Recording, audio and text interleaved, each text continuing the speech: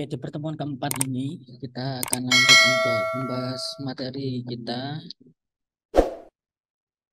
yaitu politik internasional. Nah, kenapa kok di materi pemasaran internasional ada materi perspektif politiknya juga? Nah, di sini karena adanya Internet. keterkaitan, hmm, jadi ada keterkaitan antara bagaimana sistematika politik yang ada di persepsi dan juga nanti penerapan terhadap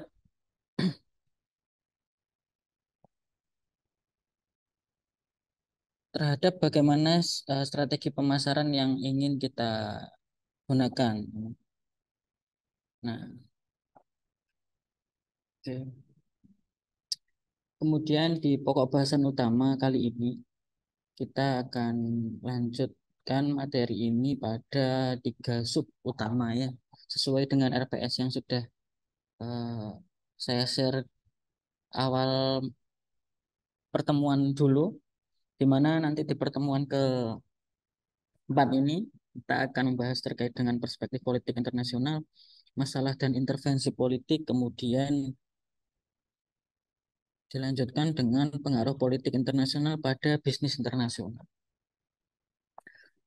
Nah, dari ketiga subbab ini, pokok bahasan utama yang akan kita diskusikan bersama di sini antara satu dengan yang lainnya, di sini memiliki kecenderungan yang berbeda antara satu negara dengan negara yang lainnya, sehingga pengaruh politik internasional terhadap bisnis yang ingin kita tekuni dalam hal ini nanti penerapan strategi pemasarannya juga harus ada kajian yang lebih mendalam.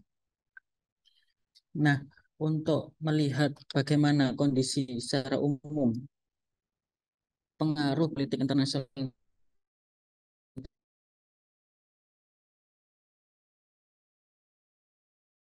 dengan dari negara yang ingin kita tuju, terlebih pada sistem politiknya. Seperti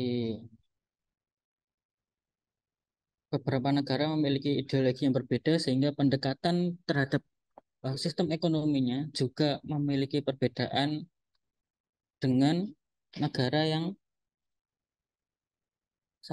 satu dengan negara yang lain. Contoh di sini ya, seperti yang ada pada materi kita di layar, perspektif politik internasional di sini ada 3 variabel ya, yang menjadi landasan utama kita untuk menganalisis dasar-dasar ataupun landasan sebuah negara ini kondisinya seperti apa sebelum kita menerapkan pemasaran internasional di negara tersebut. Nah, yang pertama dilihat dari sistem pemerintahannya, kemudian ada sistem kepartaiannya, kemudian risiko politik yang mungkin bisa terjadi, entah itu secara historis ataupun risiko politik ini hingga risiko politik yang mungkin bisa terjadi di masa yang akan datang. Oleh karena itu, 3 variabel yang menjadi landasan utama dalam analisa perspektif politik internasional ini perlu dilakukan kajian-kajian pada sumber-sumber yang relevan. Kemudian di sistem pemerintahan, sistem kepartaian dan risiko politik ini akan memiliki pengaruh terhadap sistem strategi pemasaran internasional yang ingin kita pakai dari segi ada di slide selanjutnya ya. Bisa kita lihat bersama pada materi yang ada di slide 4 di mana sistem pemerintahan di sini ada perbedaan sistem parlementer dan sistem sistem absolut, teman-teman. Nah, sebelum kita menerapkan strategi pemasaran yang cocok untuk negara yang ingin kita tuju, nah maka dari itu perlu kita lihat dulu sistem pemerintahannya seperti apa. Apakah negara tersebut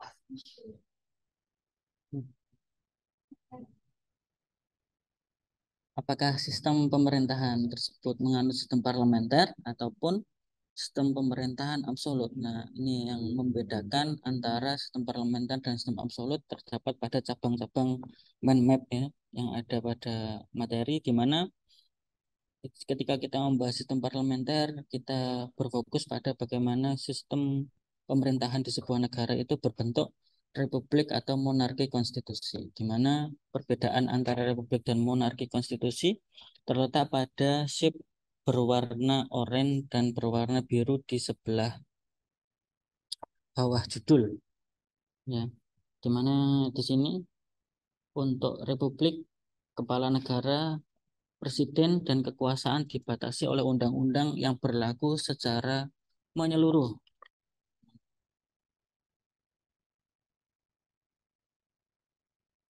Berbeda dengan sistem republik ya, seperti seperti sistem pemerintahan parlementer yang lainnya, di mana monarki konstitusi.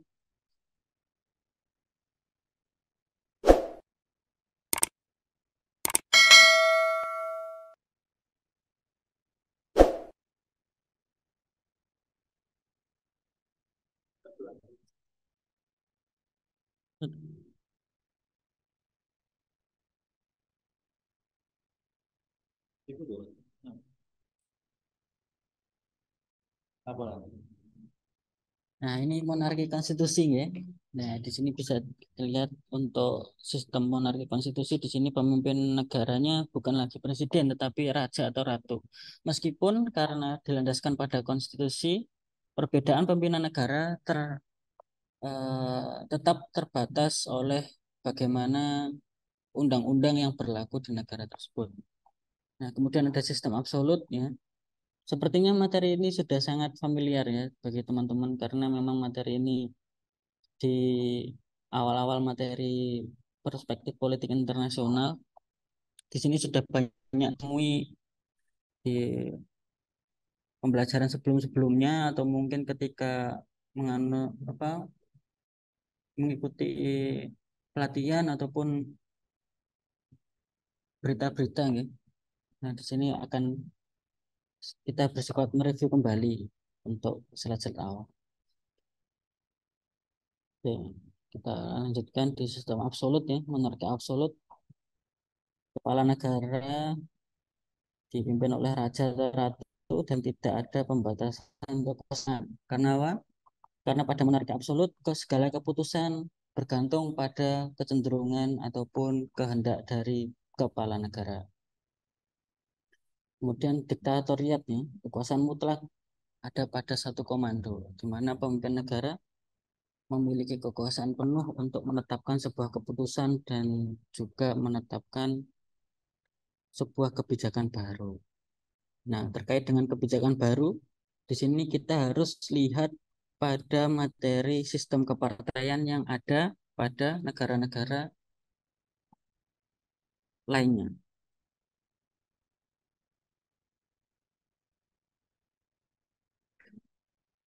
Oke, di sistem kepartaian ya, ada beberapa sistem ternyata yang sedang berkembang dan juga telah digunakan oleh beberapa negara yang berbeda, di mana ada sistem dua partai, sistem multi partai, dan satu partai dominan. Nah, di sini bisa teman-teman lihat di mana nanti ada sistem dua partai. Kita mulai pada sistem dua partai dengan lingkaran warna merah muda ya. Di sini ada partai penguasa dan partai oposisi. Hanya ada dua partai yang ada di dalam sebuah negara, di mana partai penguasa duduk di kursi pemerintahan, partai oposisi, partai yang loyal terhadap pihak lain, pihak berseberangan, entah itu dari segi rakyatnya ataupun pada pihak-pihak tertentu, di mana nanti partai oposisi pasti memberikan pertimbangan-pertimbangan dalam perspektif yang berbeda dengan partai penguasa. Oleh karena itu, biasanya sistem dua partai ini bisa diterapkan di negara-negara seperti Inggris, USA, Filipina untuk sistem kepartaiannya. Kemudian sistem multi partai seperti di negara kita sendiri, di mana partai banyak sekali dan diterapkan pada negara yang memiliki keanekaragaman dalam masyarakat. Nah, setiap partai biasanya memiliki kecenderungan yang berbeda. Ada yang partai menganut pada ideologi liberal, ada yang komunis, kemudian ada yang berlandaskan syariat-syariat Islam. Ya. Nah, ketiga landasan tersebut akan mempengaruhi keputusan dan kebijakan yang akan diberlakukan di sebuah negara, sehingga negara tadi pasti akan eh, memiliki sudut pandang yang berbeda terhadap sebuah problematika ekonomi. Kemudian berbeda dengan satu partai dominan di mana pemegang kekuasaan atas militer, pemerintahan, dan segala aspek berlaku di negara komunis di mana hanya ada satu partai yang menjadi pusat utama dalam penetapan kebijakan ataupun segala keputusan-keputusan yang ada. Seperti di negara RRC, Pak ya. Ya, di Cina bisa ataupun di Korea Utara, menganut komunis ya. Kemudian variabel yang ketiga di sini untuk melihat politik internasional sehingga kita bisa melakukan penyesuaian ya, terhadap strategi pemasaran internasional yang ingin kita terapkan, yaitu kita harus mengetahui resiko politik yang mungkin bisa terjadi sebelum kita melakukan kerjasama ataupun kita masuk pada pasar internasional di negara tersebut. Ada 4 indikator di sini. Yang pertama, risiko kepemilikan, kemudian risiko operasional, kemudian risiko pengalihan, kemudian ada yang terakhir ya, keempat, ada general instability risk.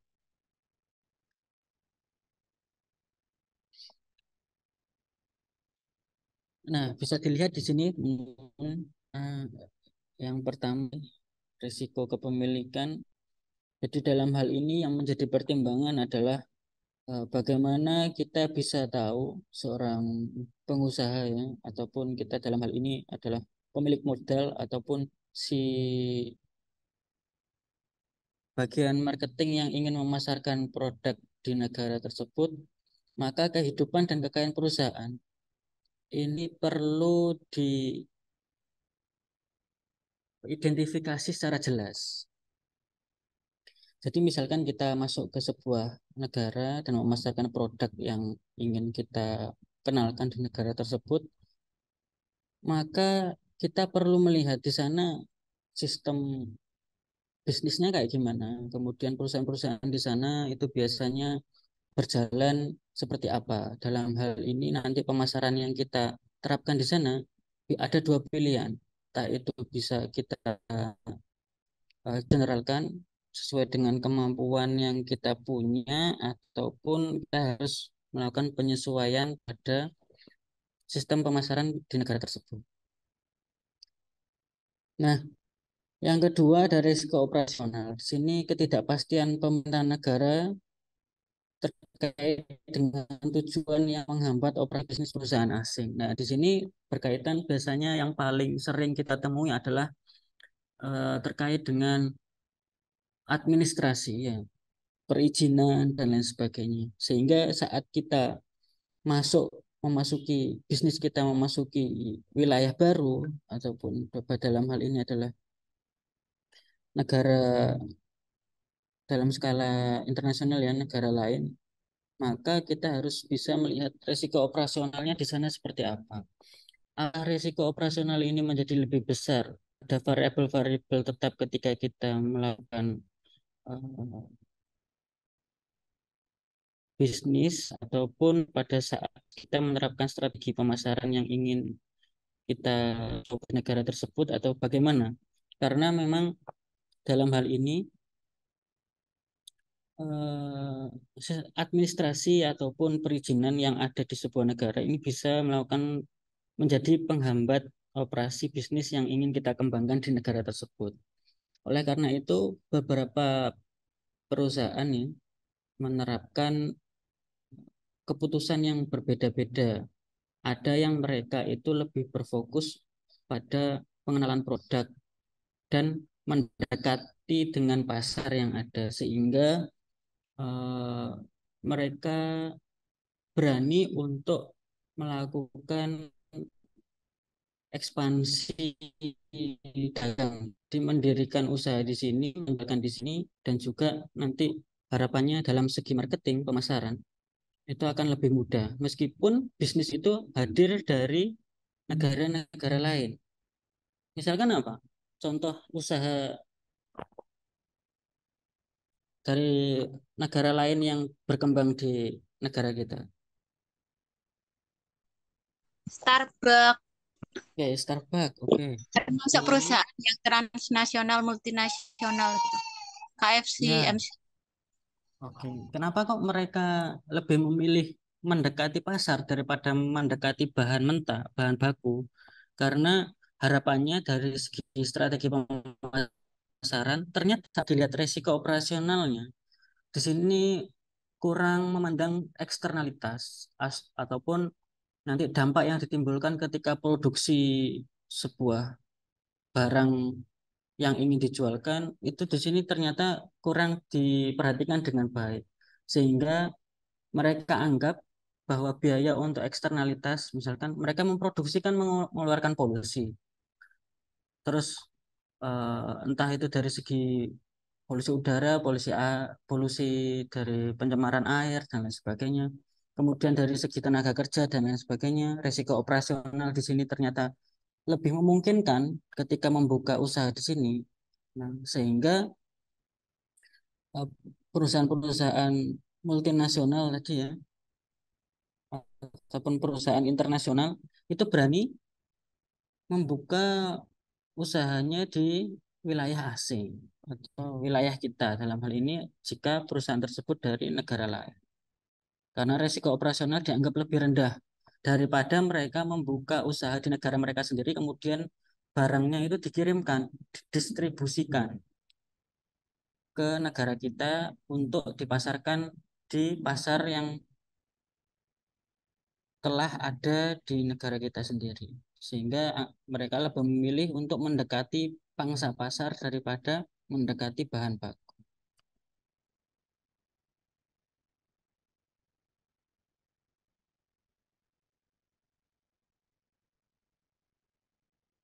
Bentar ya.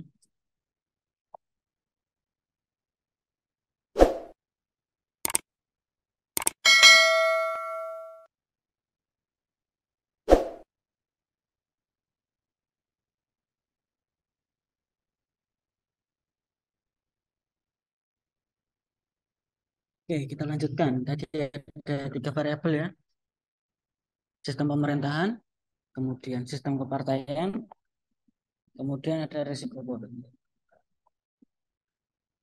Kemudian yang ketiga di sini ada risiko pengalihan. Risiko pengalihan terkait pada eh, pelanggan pembayaran laba itu ekspansinya risiko transfernya seperti apa. Oke. Kalau pada poin ketiga di sini lebih fokus pada bagaimana kepastian saat usaha itu sudah berjalan. Kalau yang satu dan dua ini lebih ke antisipasi ataupun analisis sebelumnya, sebelum usaha itu diputuskan untuk berjalan di mana atau memasuki pasar baru. Satu dan dua. Kalau tiga di sini lebih ke risiko di mana nanti pertimbangannya ketika usaha itu sudah berjalan. Kemudian yang keempat ini yang jadi eh, sering kita temui ya, teman. Jadi risiko yang lebih umum dalam hal ini adalah ketidakpastian masa depan sistem politik negara. Oleh karena itu biasanya negara-negara yang sedang berkonflik akan lebih sulit untuk mendapatkan investor ataupun didatangi oleh bisnis dari negara lain. Karena pertimbangannya adalah masa depan sistem politik yang tidak menentu, di mana saat negara itu berkonflik, maka mereka memiliki masalah internal yang menjadi pertimbangan secara menyeluruh ya terhadap investor asing yang ingin masuk di negara tadi. Ketidakpastian membuat seorang investor pasti akan ragu untuk menanamkan investasinya di sana atau tidak. Itu juga berarti berkaitan dengan kendali ya, Pak. Kendali ya betul. Saat negara tersebut sedang berkonflik, maka secara eh, kepastian dari negara tersebut untuk mengatur investasi dari luar ataupun bisnis dari negara luar negaranya, bisnis di negaranya untuk masuk itu juga akan lebih berisikonya lebih besar karena saat negara tersebut sudah bekerja sama ataupun memasuki pasar negara tadi, tetapi negara tersebut memiliki konflik internal sehingga masa depan sistem politiknya itu belum menentu, tidak pasti. Maka jika di tengah jalan usaha tersebut mengalami kendala entah secara operasional ataupun kepemilikan ataupun pengalian, ya, sebuah negara yang masih tidak pasti masa depan sistem politiknya tidak akan bisa membantu banyak saat usahanya itu mengalami sebuah problem dari poin satu, 2, dan 3.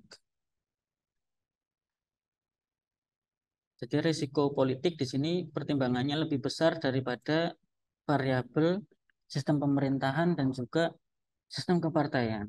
Jika sistem pemerintahan itu masih bisa eh, dilakukan kerjasama ataupun didiplomasi dan juga sistem partai masih bisa diselaraskan ya.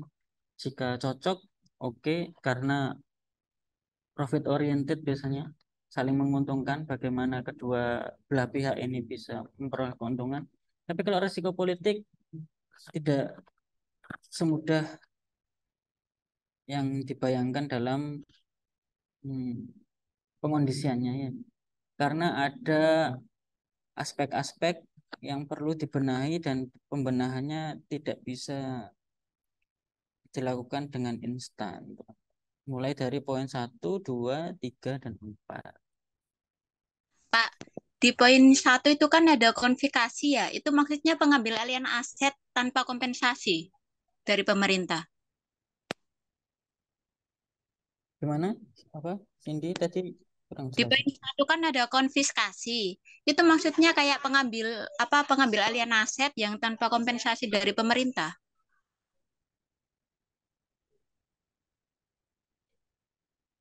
Konfiskasi. Ya? Konfiskasi, pengambil alihan aset tanpa kompensasi dari pemerintah. Oh ya, ya. Konfiskasi itu pengambilan aset yang dilakukan oleh pemerintah tanpa adanya kompensasi, ya. Tanpa ada kompensasi terhadap pemilik bisnis yang ada.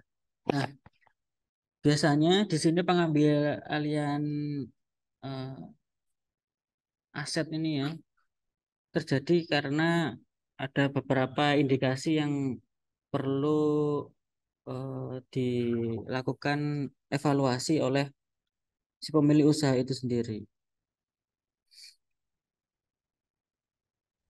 Kalau yang ekspropriasi itu lebih ke kayak pemanfaatan hak untuk kesejahteraan.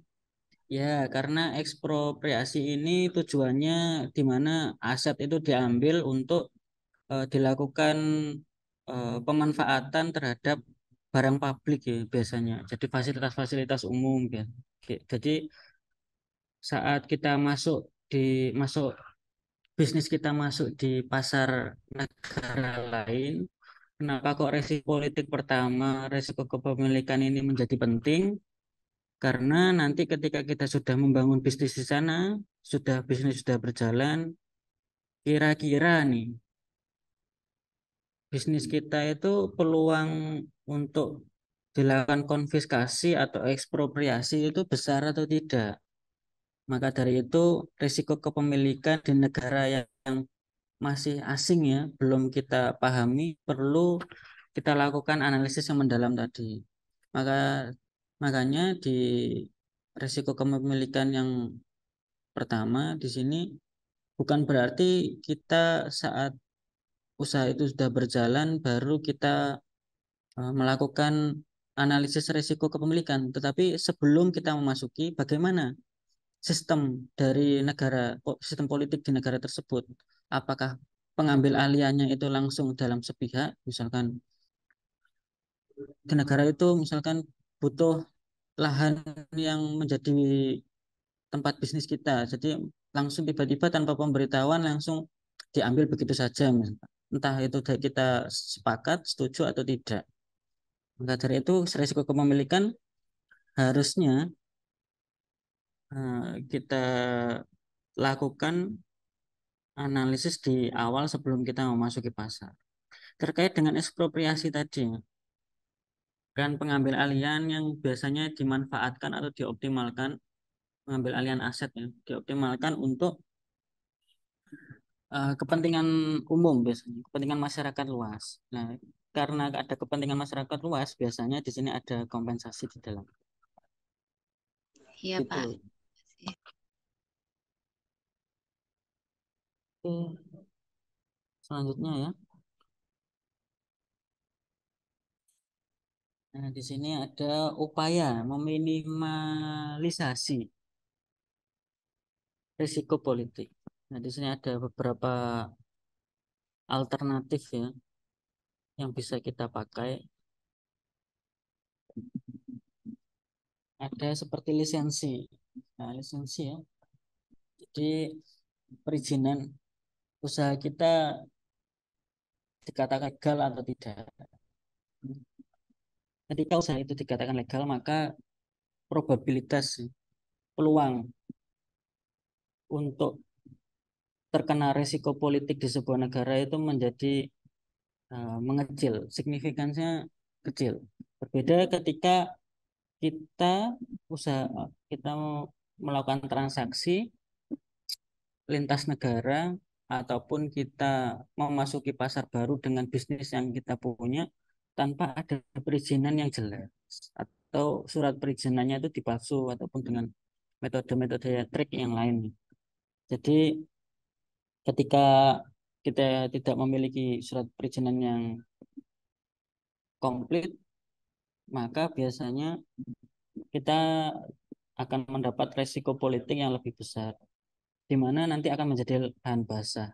Ketika kita masuki pasar baru, para pesaing kita akan melihat siapa unit usaha yang masuk itu, misalkan, atau barang yang baru masuk di negara ini itu dari mana, statusnya kayak gimana. Jadi pesaing akan dengan mudah mencari asal-usul barang yang ternyata lisensinya itu masih belum jelas tadi. Berbeda dengan lisensi yang sudah jelas, perizinannya jelas, kemudian nanti terkait dengan izin usaha yang dilakukan di negara lain itu bagaimana kejelasannya, statusnya ataupun kepemilikannya. Jika lisensinya itu jelas, maka risiko politiknya akan eh, lebih kecil untuk digugat ataupun dilakukan pengambil alihan seperti tadi ya, risiko kepemilikan.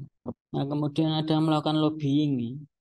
Yang melakukan lobbying biasanya di sini dilakukan karena adanya kerjasama ekonomi internasional. Kerjasama ekonomi internasional ada tiga ya, bilateral, regional, multilateral. Itu yang biasanya kita sering jumpai.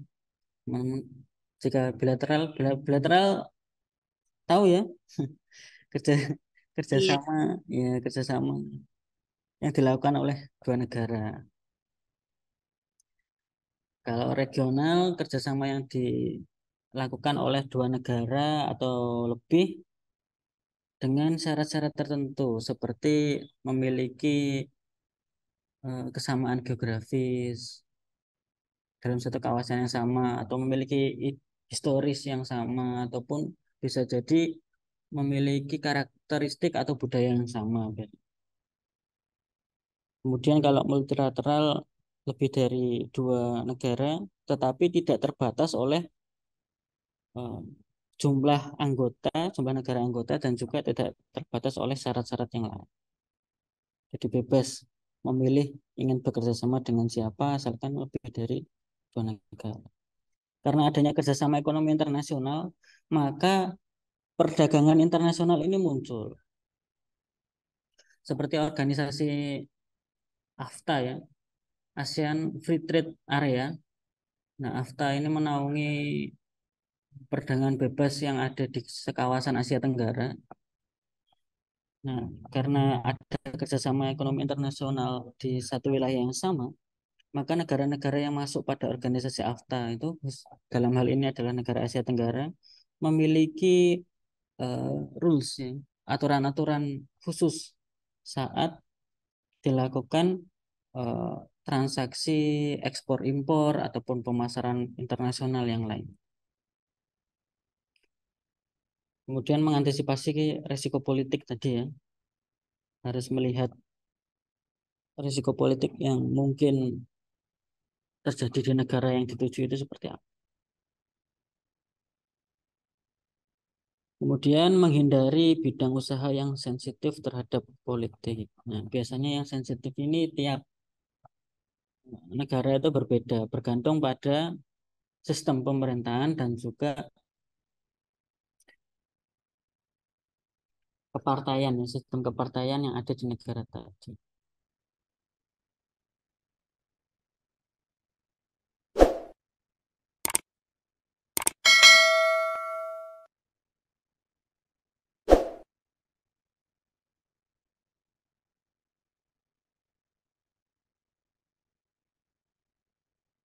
Kemudian ada menerapkan politik netral. Nah, di sini cari aman ya. Tapi biasanya menerapkan politik yang netral untuk strategi pemasaran memiliki return yang juga tidak sebanding. Jadi high risk high return kan. Dalam hal investasi di kita mengenal high risk high return. Semakin tinggi risiko yang kita ambil, maka semakin tinggi juga Untungnya. pendapatan yang mungkin bisa kita terima. Tapi ketika kita menerapkan politik netral dalam pemasaran internasional, jadi ya just susu ya. Hanya itu saja yang mungkin bisa kita dapatkan. Membagi kepemilikan. Nah, ini biasanya dilakukan kerjasama dengan pihak internal di negara tersebut biasanya. Jadi misalkan kalau kita ingin melakukan pemasaran internasional di negara Malaysia misalkan. Jadi kita harus lihat nih di negara Malaysia itu usahanya apa, kemudian bidang usaha yang telah berjalan di sana sebagaimana, kemudian nanti di sana itu kira-kira siapa yang bisa diajak kerjasama. Jadi join join ini ya, join kepemilikan di negara yang di lintas negara, di negara yang dituju. Kemudian mempekerjakan tenaga kerja lokal. Ya, bisa. Nah, tenaga kerja lokal harapannya menjadi meskipun eh, usahanya usaha yang kita punya itu adalah usaha yang berasal dari luar negeri. Seperti tadi Starbucks, Starbucks luar negeri, Starbucks apa McD ya paling jelas McD dan lain-lain. Pegawainya pegawai dari Indonesia. Coba bayangkan usaha-usaha yang internasional dia dari luar, usaha asing, dia ekspansi pasar dia membangun basis usaha di Indonesia. Cabangnya kan banyak ya, basis usaha di Indonesia. Kemudian yang dipekerjakan adalah pekerja-pekerja dari negara asalnya, dari sana. Jadi tenaga kerja asing sangat banyak di sini. Lalu bagaimana kira-kira risiko politik yang ada? Pasti akan lebih rawan untuk dilakukan penjagalannya. karena resiko politiknya. Dan seperti kemarin sempat ada isu di mana tenaga kerja yang berasal dari Cina ternyata dipekerjakan oleh pengusaha-pengusaha Cina yang menjalankan usahanya di Indonesia ataupun di negara-negara lainnya yang bisa kita contohkan, bisa kita ambil permisalannya, sehingga ada risiko politik yang bisa sebenarnya kita prediksi sehingga meminimalisasi kemungkinan-kemungkinan yang tidak kita duga sebenarnya. Kemudian meningkatkan pertumbuhan ekonomi lokal. Harapannya nanti ketika kita membangun usaha di wilayah lain, harapannya kita tidak mengembangkan usaha kita sendiri, tetapi kita sampai mengembangkan kita sendiri, kita harus bisa mengembangkan eh, perekonomian yang ada di sekitar wilayah usaha kita. Itulah kenapa kok ada kerjasama dengan warga lokal ataupun dengan daerah-daerah terkait di sekitar usaha yang kita bangun.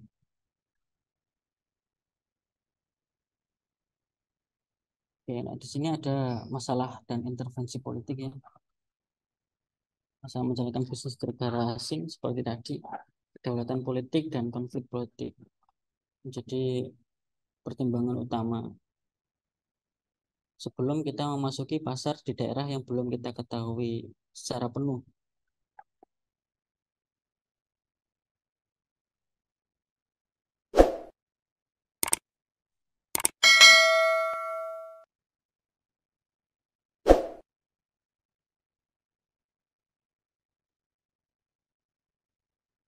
Intervensi politik itu berarti campur tangan politik ya, Pak? Ya, betul sekali. Ada beberapa negara yang sangat sensitif ketika ada usaha asing yang masuk di daerahnya, sehingga dia biasanya mengintervensi dalam hal administrasi ataupun dalam hal pengambilan keputusan seperti tadi ya, yang menjadi pusat perhatian utama biasanya dilihat dari eh, dampak yang ditimbulkan terhadap lingkungan sekitar, biasanya eksternalitas. Jadi biasanya nanti jika ditemukan indikasi-indikasi yang sekiranya tidak menguntungkan bagi negara yang kita masuki, negara yang kita tuju, maka ada risiko-risiko seperti tadi yang di poin pertama ya, risiko konfiskasi, ekspropriasi, domestikasi. Nah, risikonya seperti apa? Intervensinya bagaimana? Nah, ini kita bisa lihat di bentuk-bentuk intervensi. Nah, dalam hal ini bentuk-bentuk intervensi ya, seperti yang ditanyakan oleh Cindy tadi. Ada ekspropriasi, konfiskasi, ada nasionalisasi, kemudian domestikasi. Hal ini adalah intervensi politik yang dilakukan oleh negara yang kita tuju ya, negara asing yang kita tuju atau negara yang memiliki pun memiliki kekuasaan penuh saat usaha kita masuk pada pasar negara tersebut. Di mana di sini ada ekspropriasi, konfiskasi, nasionalisasi, domestikasi. Bisa kita lihat di sip warna kuning ya. Jadi ada pengambil alihan kekayaan atau investasi asing oleh pemerintah lokal. Inilah yang disebut intervensi politik pada negara yang dituju. Nah, hal ini perlu adanya pertimbangan terlebih dahulu sebelum kita masuk pada daerah tersebut harusnya. Jangan kita sudah langsung masuk, kemudian di tengah jalan kita baru melihat, oh ternyata di sini aturannya seperti ini, ataupun di sini ada kemungkinan adanya ekspropriasi. Nah, itu sudah terlambat, Diindikasi dulu. diindikasi dulu. Jadi analysis ya, analisis kondisi lingkungan perlu diutamakan untuk melihat masalah atau intervensi yang mungkin terjadi di daerah yang kita tuju. Meskipun biasanya masalah atau intervensi itu belum pernah terjadi atau secara sejarah yang historisnya belum pernah ditemukan ataupun secara karakteristik atau budaya warga negara di sana sebenarnya tidak menghendaki demikian ataupun bagaimana nanti statusnya. Takutnya nanti ketika kita membuka usaha ada yang melakukan penjagalan ya penutupan usaha secara sepihak atau lain sebagainya. Tapi sedangkan pemerintah tidak melakukan apa-apa ataupun Oke.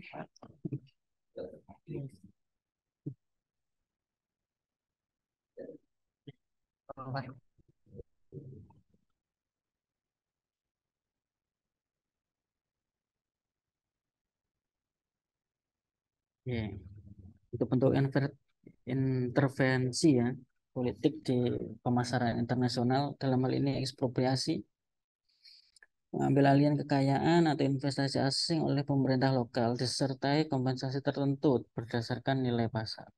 Nah, kompensasi tertentu ini biasanya jumlah nominalnya tidak didasarkan oleh pemilik usaha, tetapi langsung diputuskan oleh pemerintah lokal tersebut. Entah itu setara ataupun di bawah standar ataupun seperti apa nominalnya ataupun nanti akan langsung diputuskan oleh pemerintah lokal di mana tempat kita memasuki pasar yang baru.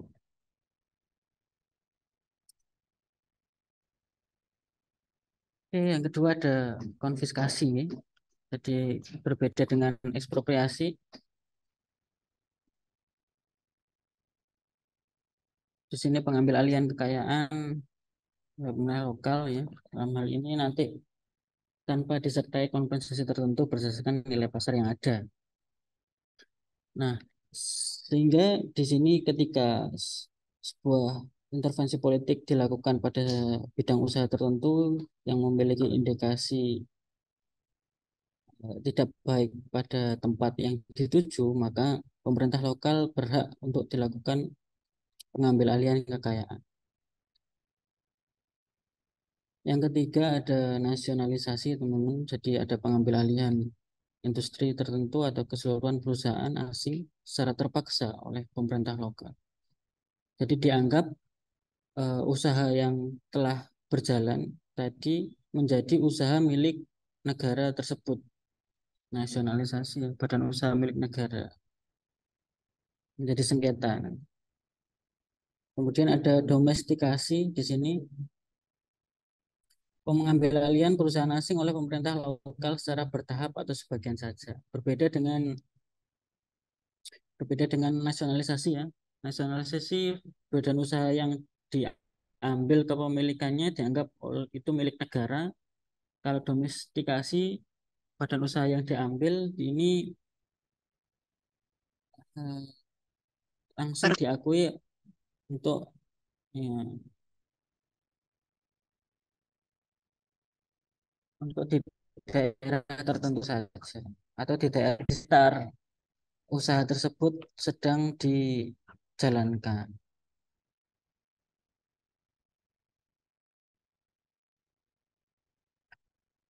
Oke, kemudian di sini ada pengaruh politik internasional pada bisnis internasional. Di sini seperti tadi ya, ada bilateral, multilateral, dan ada regional semua. Nah, dalam hal ini politik bilateral seperti tadi antar negara asal dengan negara tujuan hanya terbatas pada jumlah anggota dua saja. Berbeda dengan multilateral, ini berbeda negara bebas tanpa terbatas jumlah anggota dan juga tanpa terbatas wilayah negara yang ingin diajak kerjasama.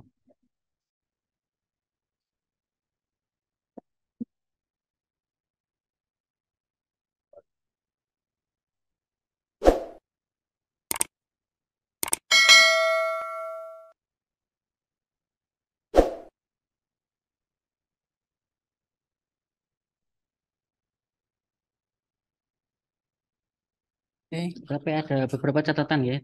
Jadi di sini reminder tidak selalu pengaruh politik internasional ini positif.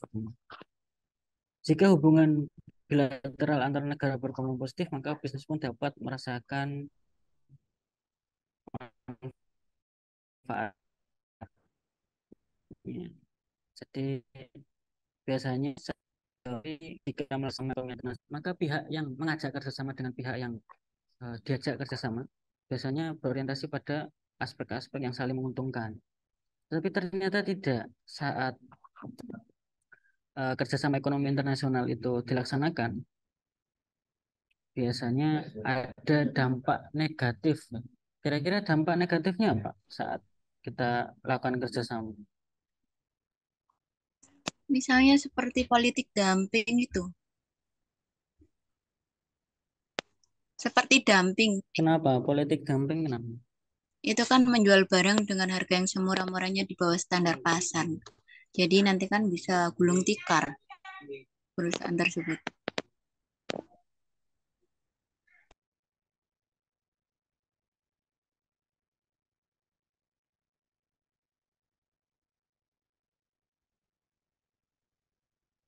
Politik dumping ya. Politik dumping menetapkan harga biasanya kebijakan untuk mengekspor barang ya.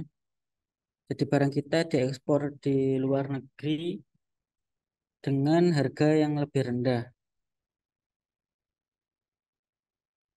Iya, untuk menguasai pasar negara tersebut. Biasanya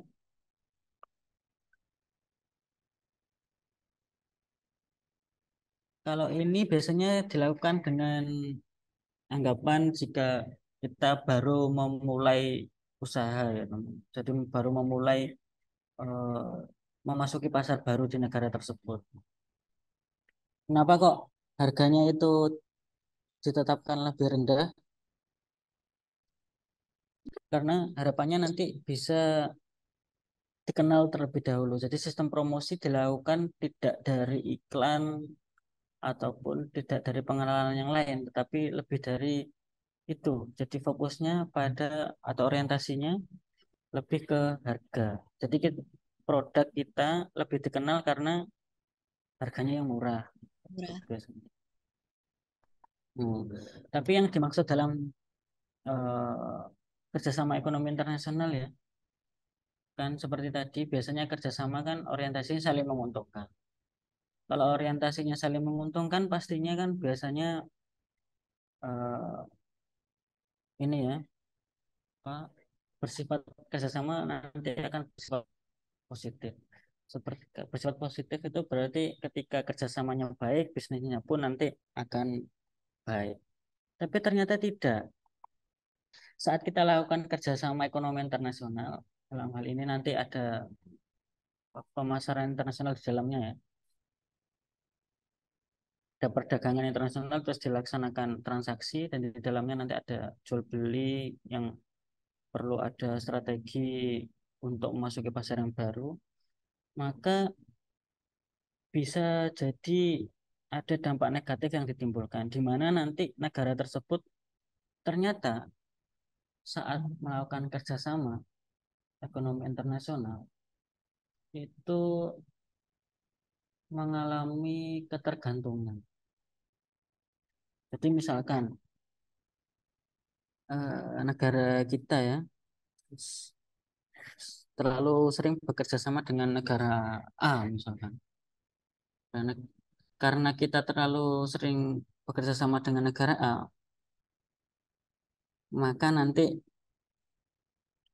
barang-barang yang ada di sekitar kita untuk memenuhi kebutuhan yang kita inginkan sehari-hari ya, itu ternyata made in negara A, semua made in negara A. Kita cari barang ternyata diproduksi oleh negara tadi. Oleh karena itu nanti ada dampak negatifnya di mana negara kita menjadi ketergantungan dengan produk-produk negara A tadi. Jadi pengaruh politik internasional pada bisnis bisnis internasional membuat negara kita yang melakukan kerjasama dengan negara A karena terlalu sering dan terlalu menggantungkan, maka terjadi eh, keuntungan sepihak dalam jangka panjang. Meskipun negara kita nanti kebutuhannya jadi terpenuhi dan negara A nanti memiliki keuntungan lebih, kan sama-sama menguntungkan. Tetapi dalam jangka panjang, saat eh, negara A bisa menghasilkan atau produksi yang lebih tinggi, negara kita tidak. Negara kita selalu bergantung pada negara atas. Misalkan seperti itu, pengaruh politik internasional pada bisnis internasional.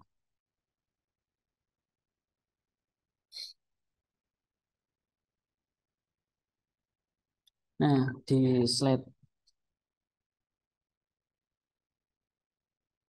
slide selanjutnya ya, sini kita lanjutkan pengaruh politik dunia. Di sini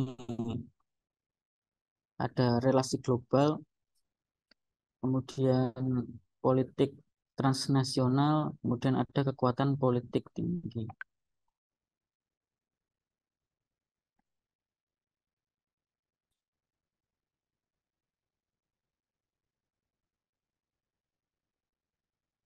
Relasi global, maksudnya gimana relasi global?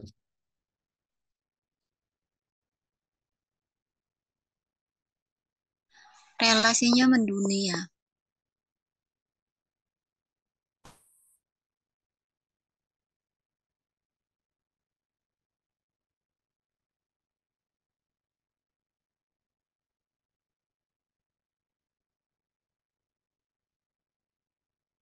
Jaringannya, Relasinya mendunia, iya, jaringannya lebih luas, jaringan mendunia. jaringan.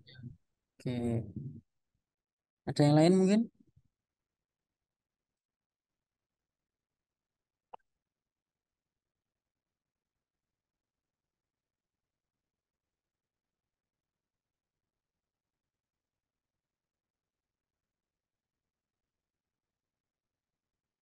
Oke, relasi global ya. Relasinya luas. Oke. Eh, karena relasinya lebih luas, jadi secara networking ya, kita punya kesempatan untuk eh,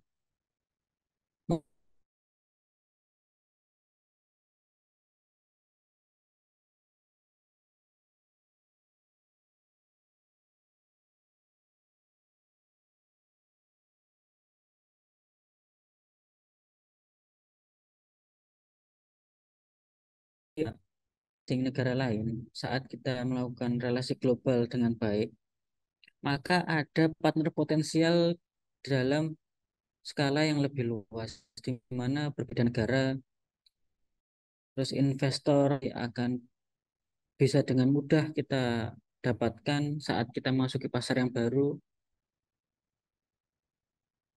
Politik transnasional ya. Transnasional itu apa? Lebih menekankan pada aspek domestik yang keluar batas wilayah suatu negara. Oke, transnasionalisme ya.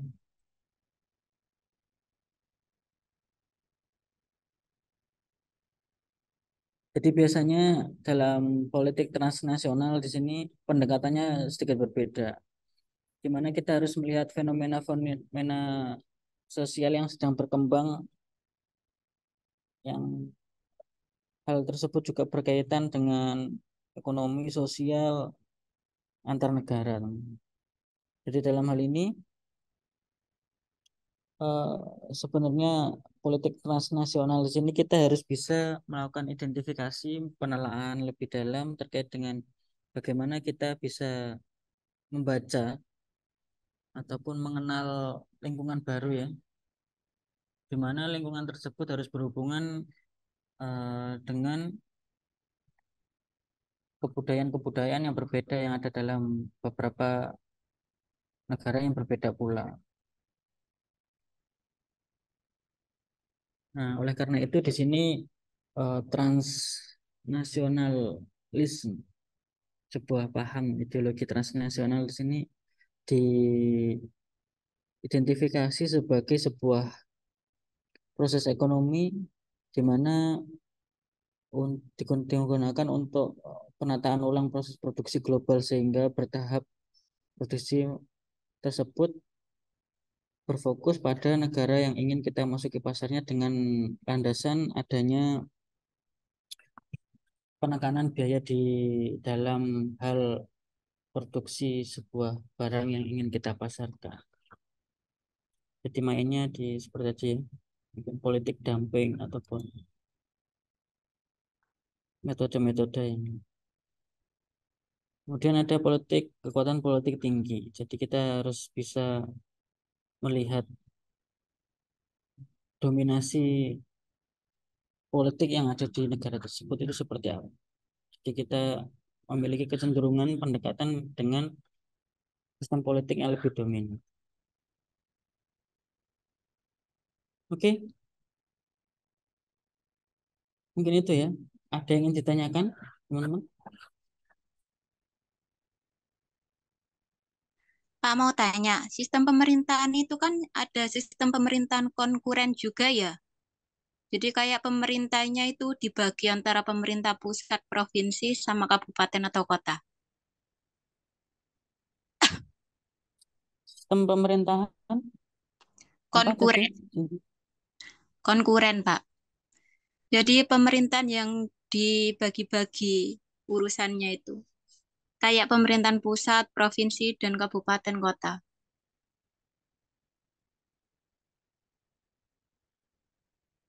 Itu sebenarnya sistem bukan apa ya? Bukan sistem pemerintahan secara umum ya, tapi itu lebih ke urusan pemerintahan yang difokuskan pada daerah otonom. Jadi des, bukan desentralisasi ya. Hmm. Jadi misalkan kita nih sistem pemerintahan kita tadi ya seperti yang ada sistem Parlementer. pemerintahan berbentuk republik ya. Kemudian menganut kepartaian multipartai. Nah, kita a- awalnya kan pemerintahan terpusat di ibu kota, tapi ternyata dalam perkembangannya sistem pemerintahan kita itu diberikan hak otonom kepada setiap daerah sesuai dengan potensi dan kemampuan daerah tersebut untuk mengelola entah itu dari segi anggaran dan lain-lain, budaya ataupun karakteristik warga daerahnya sesuai dengan kemampuan daerah tersebut untuk mengembangkan potensinya masing-masing. Oleh karena itu, biasanya konkuren ya, ini diinkludkan kepada daerah pelaksana otonomi daerah.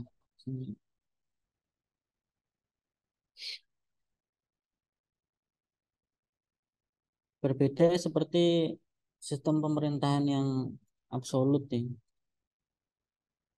Kalau absolut pemerintahan sepenuhnya menjadi tanggung jawab pemerintah pusat. Sedangkan kalau sistem pemerintahan konkuren tadi masuk pada sistem pemerintahan parlementer, di mana setiap daerah diberikan wewenang tadi untuk mengatur anggarannya, kemudian potensi pendapatan daerahnya itu digunakan untuk apa. Jadi tidak bisa disamaratakan atau dipukul rata. Seperti misalkan di Surabaya, kenapa kok kita di sini tergolong upah minimumnya tenaga kerja itu tinggi? Karena kita salah satu daerah ini apa industri ya, kalau nggak salah. Nah, berbeda dengan Bali. Bali itu tinggi karena mereka daerah wisata.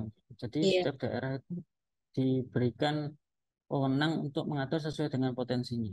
Lalu apakah kita di Surabaya tidak bisa jadi daerah wisata? Ya bisa, ada beberapa wisata yang bisa dimanfaatkan, tetapi apakah bisa seterkenal Bali? Seperti itu. Apakah ketika Surabaya itu dipaksa untuk eh, menjadi daerah wisata itu bisa? Ya bisa, tetapi apakah optimal? Apakah pendapatannya nanti menjadi besar? Saya rasa perlu ada pertimbangan dalam nih, terkait mendalam gitu. Lebih cocok cenderungnya potensi daerah itu digunakan untuk apa? Nah, itu harapannya dengan adanya konkuren itu bisa diatur sesuai dengan potensi daerahnya masing-masing. Jadi Lebih pemerintah spesifik, daerah, lebih gimana? spesifik. Ya, harapannya urusan pemerintahan yang dipakai dengan sistem konkuren itu pemerintahan tiap daerah itu menjadi tahu akan potensi daerahnya masing-masing. Kemudian karena dia berasal dari daerah tersebut, maka pemerintah daerah akan lebih mudah untuk mengembangkan ataupun melaksanakan urusan pemerintahan di daerah yang memang sudah dia kenali. Ada saya coba cari ini ya dasar dasar hukumnya ya untuk urusan konkuren di sini berdasarkan Undang-Undang Nomor 23 Tahun 2014. Urusan konkuren yang diserahkan kepada daerah menjadi dasar bagi pelaksanaan otonomi daerah. Jadi otonomi daerah dilaksanakan karena ada undang-undang tersebut yang membebaskan tiap daerah untuk mengatur daerahnya masing-masing, diberikan hak untuk mengatur daerahnya masing-masing sesuai dengan potensi daerahnya sendiri. Oke, Iya, secara landasan hukumnya. Ada yang tanyakan lagi mungkin? Atau cukup sudah Pak. cukup? Cukup ya. Untuk absennya jangan lupa teman-teman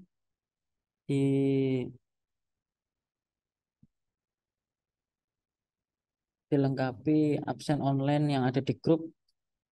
Bagi yang sudah join di Zoom malam hari ini, saya ucapkan terima kasih. Sampai bertemu di pertemuan selanjutnya.